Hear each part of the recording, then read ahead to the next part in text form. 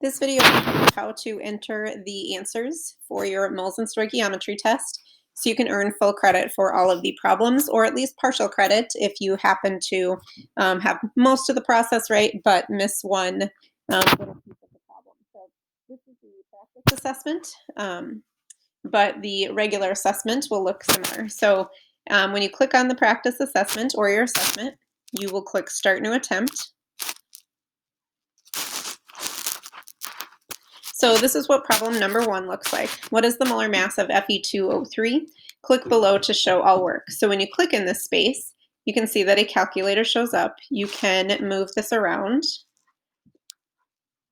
if you need to, but when you click in the space, you would show all of your work for this problem. So to find the molar mass, I'm going to take 2 times the mass of iron plus 3 times the mass of oxygen.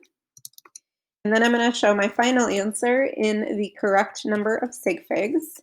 So with the, when you add, you go by least number of decimal places. So we would keep 2 decimal places. And this will be the other part. You will include a unit. So the unit is grams per mole.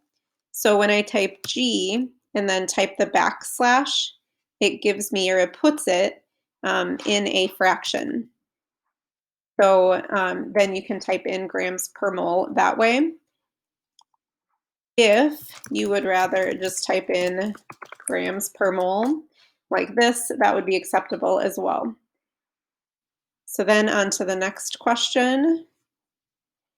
This one is a mole conversion. So we want to know how many grams are equal to 3.4 moles of iron. So if we start with 3.4 moles of iron, and then if you hit the, so to set up your conversion factor, you can either just show the work, like what you multiply or what you divide, or you can set it up to look like a regular mole conversion like we've been doing.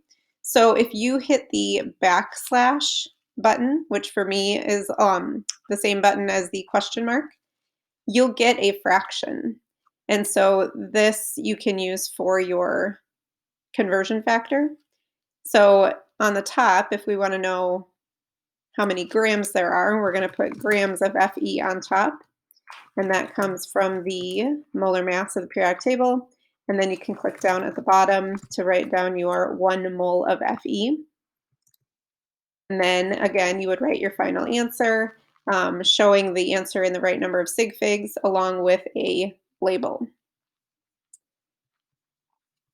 All right, one other thing that I want to show you. For the limiting reactant problem, there's a calculation that goes first, and then you have to state which reactant is the limiting reactant. So you would show the calculation first. So if we start with, we'll just set it up first, moles of copper. And again, if we hit the backslash key, we're going to get that fraction. So we are going to compare moles of copper to moles of sulfur. So for every 1 mole of sulfur, I'm going to click down here, you need 2 moles of copper. So when you divide that number by 2, you're going to get 0.378 moles of sulfur. So over here is the little return symbol. So if you click return, you get a new line, almost like going to a new line on a piece of paper. And so this amount that you calculated is the amount of sulfur that you need for the reaction to occur completely.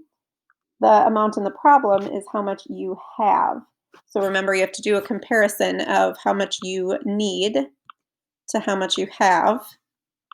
And so, whoops, once you click on this return bar, you can see this little, it says switch to math mode or switch to text mode. So when you hit return, you can switch to text mode, and then you would say the limiting reactant would be sulfur in this case, because we need 0.378 moles, and we only have 0.275. So we don't have enough sulfur for the reaction to occur. So then you would include both of these components in your answer for this problem. So with this type of assessment, something that I have to manually go through and grade. But the more work that you show, the more partial credit that you can and will receive. Because if you just flip these, but you have the process right, that to me is more important than your final answer. So again, the more work you show, the better off you will be. Um, and then, of course, let me know what questions you have, but hopefully this helps you understand how to type these answers in for the assessment tomorrow.